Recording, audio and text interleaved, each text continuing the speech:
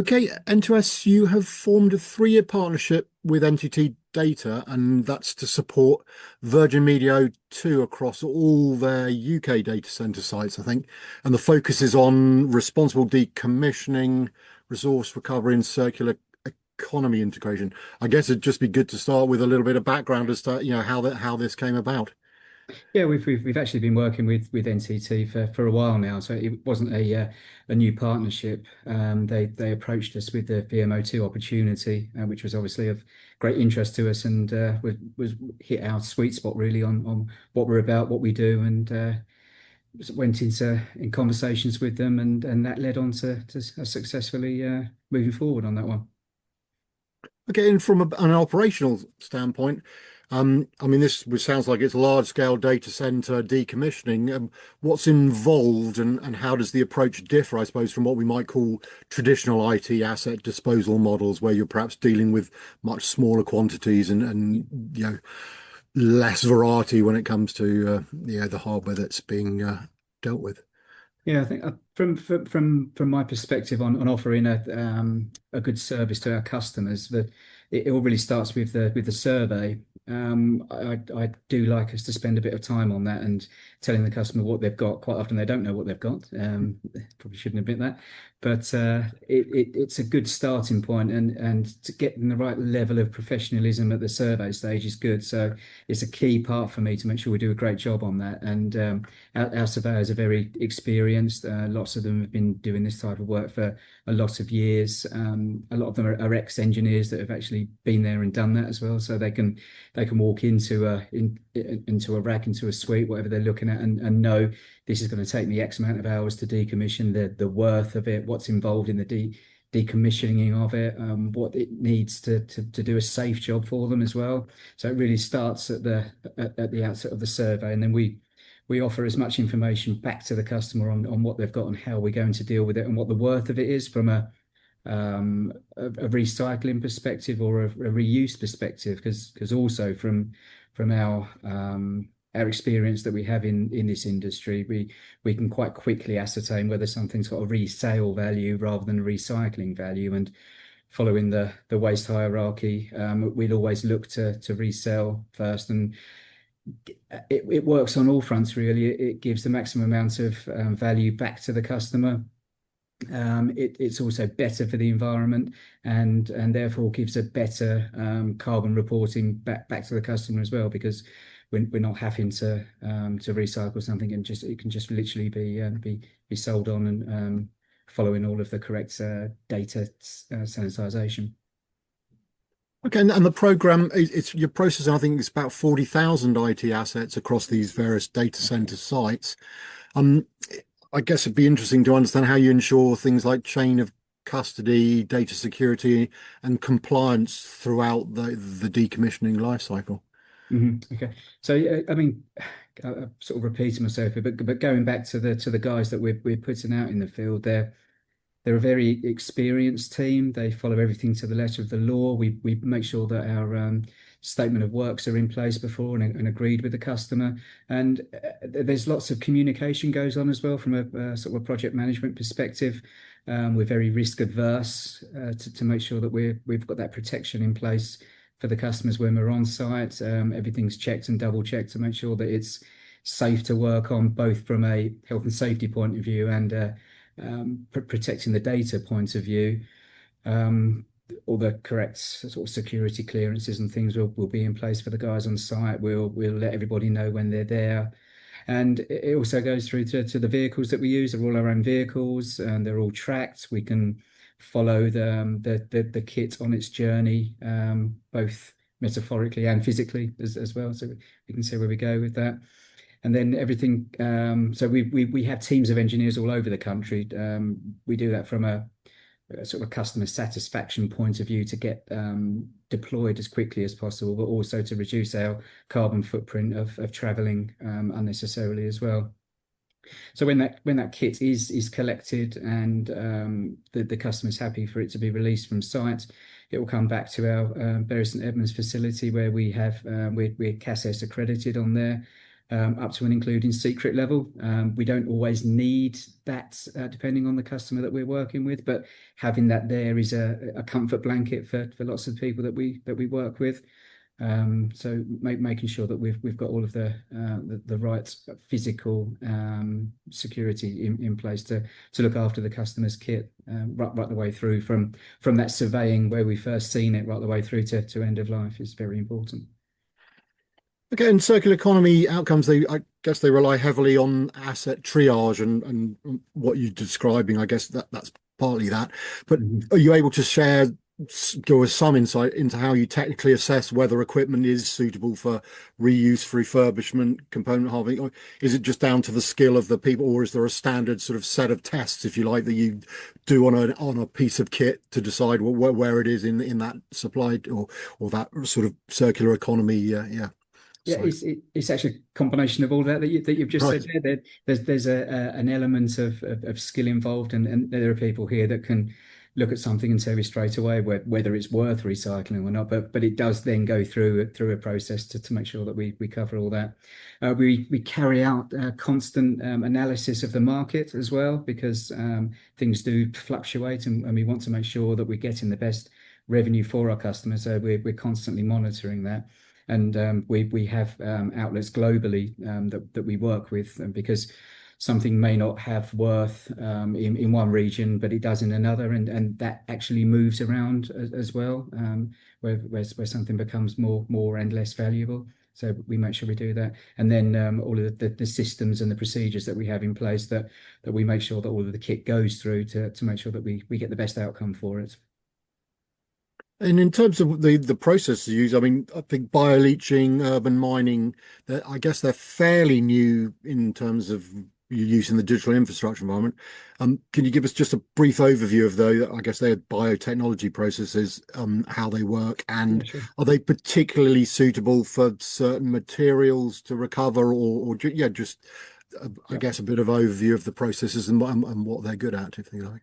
Yeah, so we sort of take the approach as I've already mentioned of trying to resell as much as possible, but when something is sort of end of life and that decision's been made, what we'll then look to do is parts harvest first of all, and is there anything within that kit and equipment that can be reused? So it's not just an all or nothing. We'll look to take what we can and do what we can with it.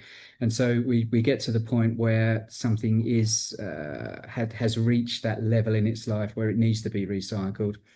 We'll take the any circuit boards and RAM or anything that can any precious metal containing materials, and that will then be moved on to the bioleaching process, which is actually in the same building that all of the kit comes back into, so it doesn't have to actually leave the premises at all, which is good from a security perspective.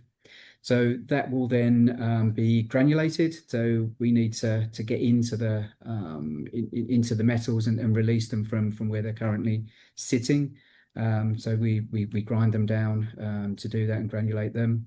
They'll then go into the bacteria, and what the bacteria will then do is to actually solubilize what's called the base metal, so your copper and nickel and that type of metal there, because copper is the enemy of precious metal recovery.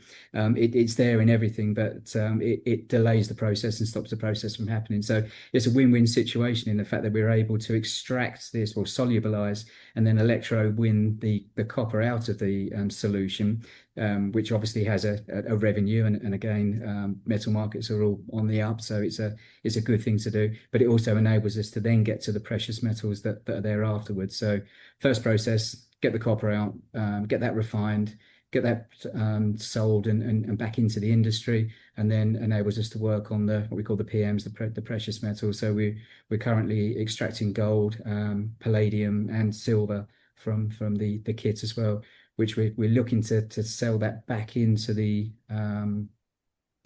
tech industry. And from a circularity point of view, if we can then take those precious metals and turn them back into new tech kit, you've completed the loop then, and that's what we're looking to do. Okay, and just as a comparison with what we call conventional recycling and smelting, Mhm. I imagine there's some pretty good measurable environmental reductions with what you're doing around energy use emission stuff. Can you just give us some idea of how cleaner your process is compared to, I say, what other folks might be up to. Yeah, sure. So traditional methods of refining would either be through burning.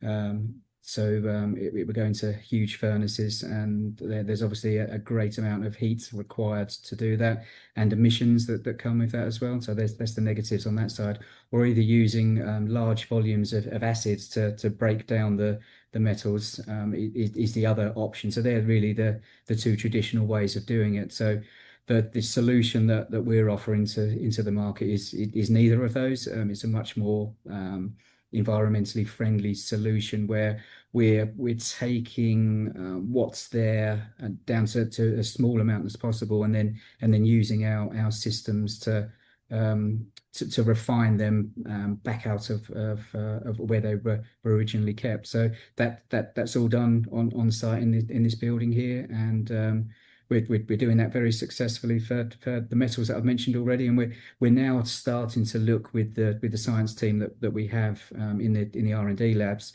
is what else is in there. So we use analysis tools to do that, and we can start seeing now that there are rare earth metals present in circuit boards. So our next step on that journey is how we extract those and get those back into the economy, because they're not naturally occurring things all over the world, and there are certain countries that have the monopoly on that. Whereas if we can keep those within the UK and sell them back into the UK market, it then breaks down any barriers that we're currently seeing there. Yeah.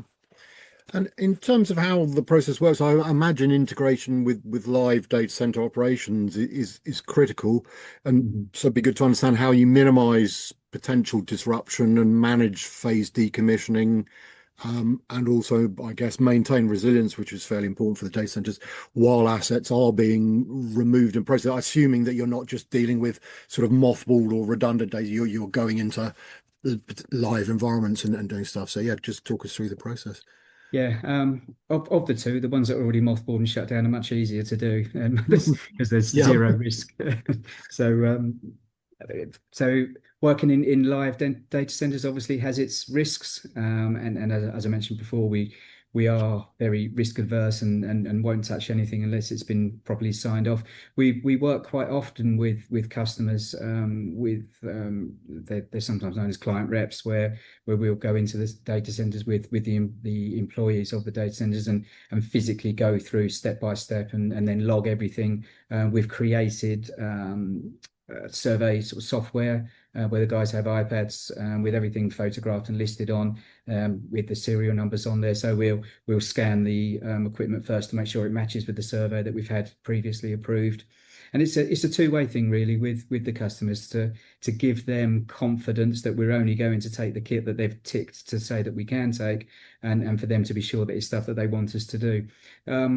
There are risks, but we've got we've learned from mistakes in the past as well, and mistakes that we've heard of out in the field. So as an example, we'll only, when we're recovering cable, we'll only ever work from dead ends, and the guys have all the equipment to make sure that everything is dead before we work back and chop that back. So there's been lots of learnings over the years and improvements from issues. Where we've conducted sort of root cause analysis as to why things have gone wrong in the past, and then we've put the procedures and things in place to make sure that they don't happen again. And the data center operators are clearly under pressure to themselves to report robust sustainability metrics. So, presumably you provide them with figures, stats around things like carbon avoidance, material recovery rates, waste reductions to help them um, when it comes to their ESG reporting, etc. Just yeah, can you tell us what it is you provide for them in terms of that kind of Yeah, transparency? sure. Because we're doing such a finite methodology in our dismantling of the kit, when it comes back, it enables us to be sort of best in market in this. We can tell them right down to a rack, to a suite, to whatever we're working on at the time, exactly how much aluminium, how much steel, how much gold we've actually recovered. So anything, and because we have the ability to do that, We work with external agencies to come up with sort of industry agreed emission values for things. So how much is by recycling?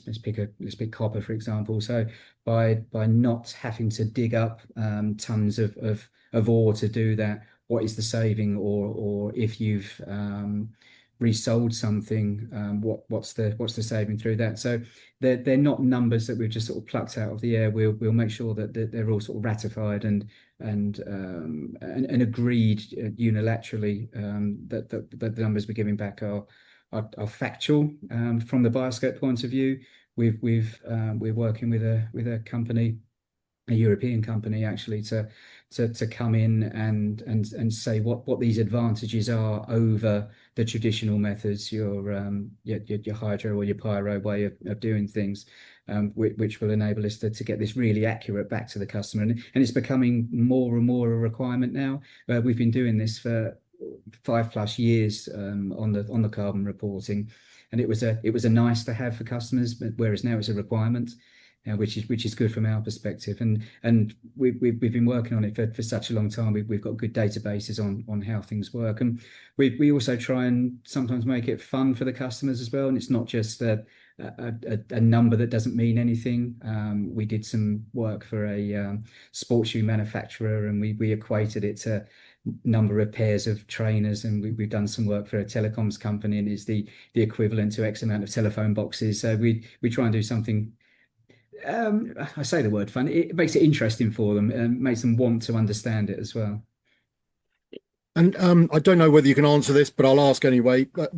From NTT Data perspective, I don't know if you know, they're involved in this sustainable decommissioning, but they obviously do lots of other things. So just wondering if you've got any idea how this program integrates with other digital infrastructure strategies they have. They do cloud migration, network modernization. Is it just something else they're offering their customers to get alongside them, and I don't know if there's anything you can share.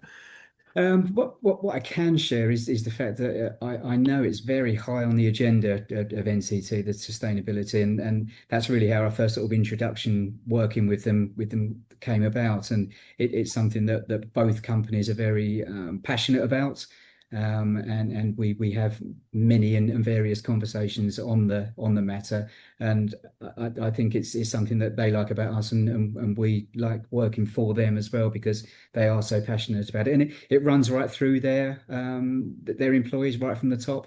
And I think it's nice to see that we encourage the same here at N2S, and to get the guys involved as well, and understand what they're doing and what benefit it has. So it's a two-way thing with NTT, and I know that they'll be considering it on all of the projects that they're currently working on.